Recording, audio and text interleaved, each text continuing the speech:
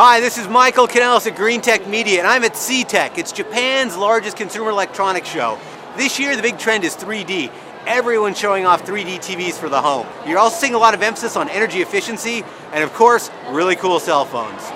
Now, 5 years ago, nobody was talking about energy. They were only talking about how big your plasma TV was going to get. With carbon taxation, rising energy prices, energy is really coming up to the top. And they see this as the next big opportunity to export. Panasonic's actually one of the biggest advocates of this, and they have one of the hot products here. It's the Eco Navi washing machine. What makes it eco? It's got a tiny sensor that sends electrical impulses through the water that detects sweat stains on your clothes, and that tells the washer when it can stop actually washing. It also has a light sensor for detecting dirt stains and things like that. It saves water, it saves power, and your wash is done somewhat a little earlier than it would have ordinarily be. Now this is where energy and TVs combine. Hitachi's got a lot of technologies that are going to help you reduce power consumption in a TV, and that's important because California and a lot of states are now beginning to regulate that.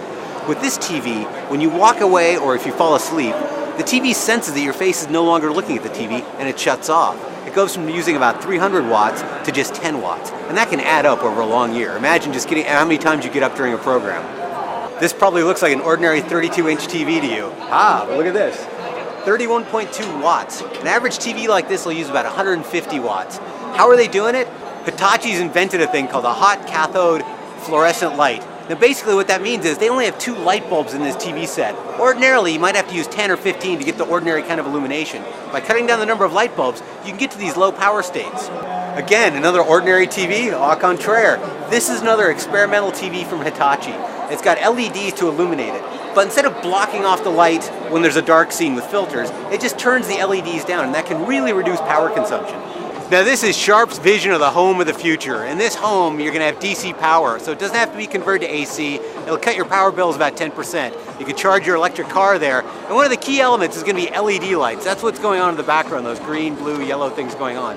LEDs use about 1/10 of the power of a regular incandescent bulb, and they're finally getting cheap enough. Sharp just put out a bulb, actually, that's only $40. That's half the price of the bulbs were a year ago. Because they're so small, you can put a bunch of them into a light fixture and get color effects.